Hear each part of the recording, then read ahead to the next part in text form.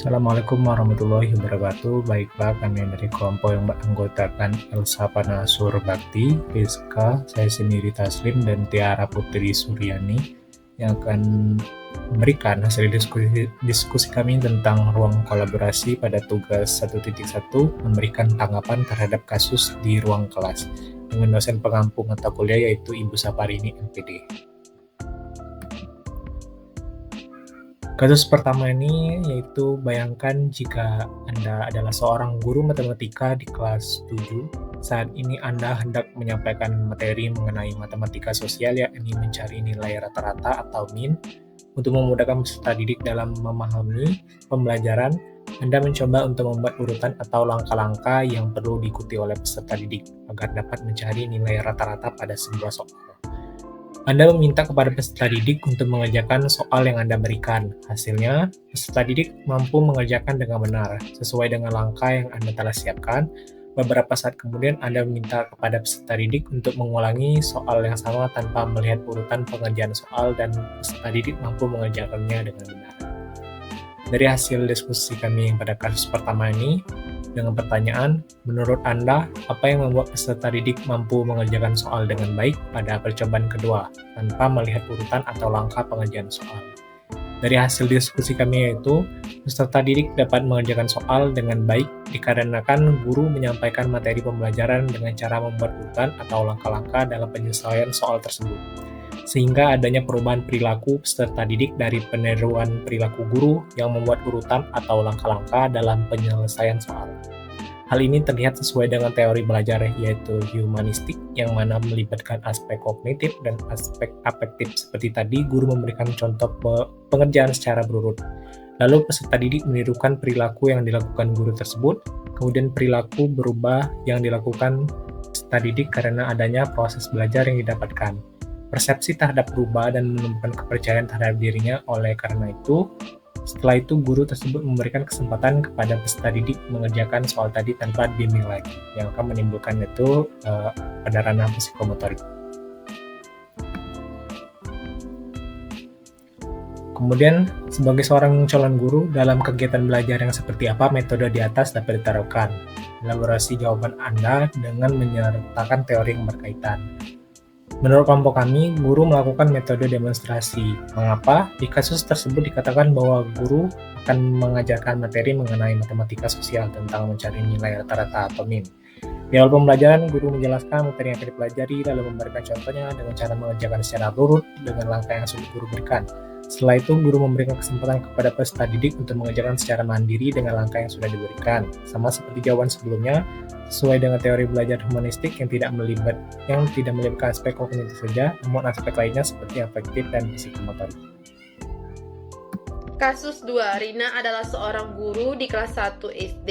Sebagian besar peserta didiknya belum bisa berhitung dengan lancar. Rina sedang memikirkan cara yang sesuai untuk membantu setiap peserta didik menyelesaikan tantang belajarnya. Menurut Anda, apa yang dapat Rina lakukan untuk membantu peserta didiknya sesuai dengan tahapan perkembangannya?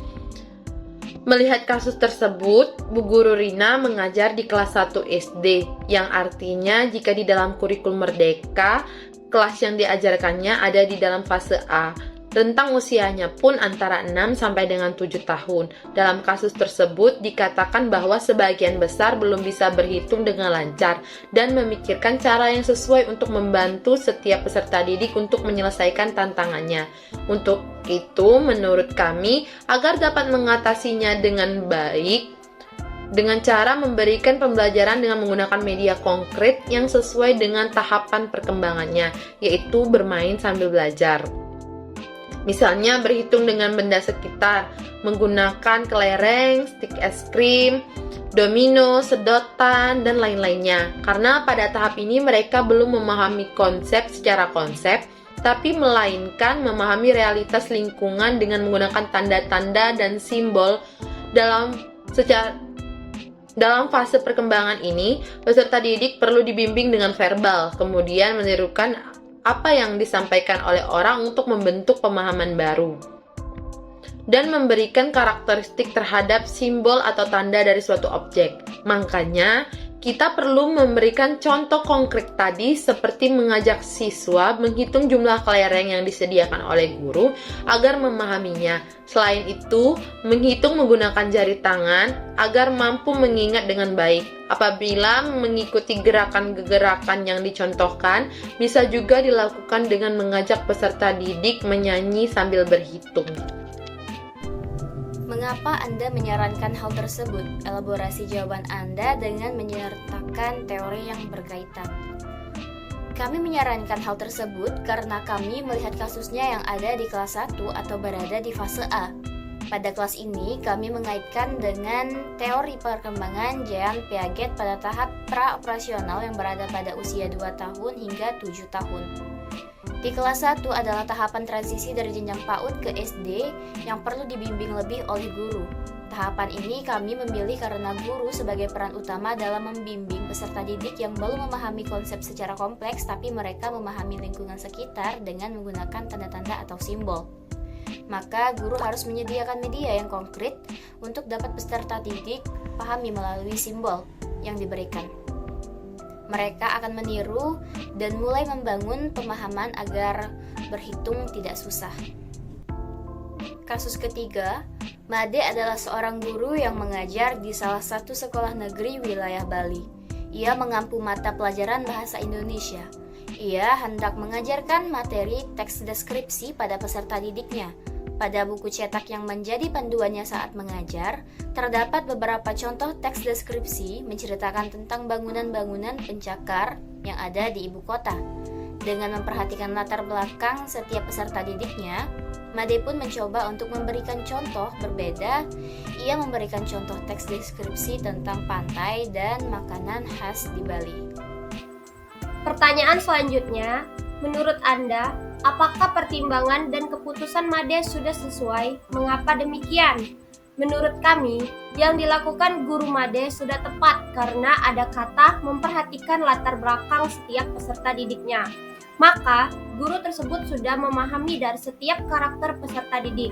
Kondisi sekolah yang diajar Pak Made di Bali, yang mana Bali juga memiliki beragam kebudayaannya yang bisa dijadikan bahan ajar yang digunakan saat melakukan pembelajaran teks deskripsi. Oleh karena itu, Pak Made bisa memilih contoh lainnya, misal tentang pantai dan makanan khas Bali. Pak Made juga memanfaatkan lingkungan yang menjadi tempat belajar peserta didik, sehingga saat pelaksanaan belajar tentang teks deskripsi, peserta didik dapat melihat dan menuliskan sesuai kondisi sekitarnya. Lalu, prinsip apa yang Made gunakan dalam kasus tersebut? Elaborasi jawaban Anda dengan menyertakan teori yang berkaitan. Prinsip yang Made gunakan dalam kasus tersebut adalah konstruktivisme, yang mana pada prinsip konstruktivisme oleh Piaget terdapat proses adaptasi, seperti yang sudah dijelaskan bahwa Made mengambil contoh yang dekat dengan lingkungan peserta didiknya, yang mana hal itulah mereka dapat lebih beradaptasi. Yang tadinya teks membahas tentang bangunan-bangunan pencakar langit, kemudian diubah guru Made menjadi membahas tentang pantai dan makanan khas Bali. Baiklah, sekian penjelasan dari kelompok kami. Atas perhatiannya kami ucapkan terima kasih. Wassalamualaikum warahmatullahi wabarakatuh.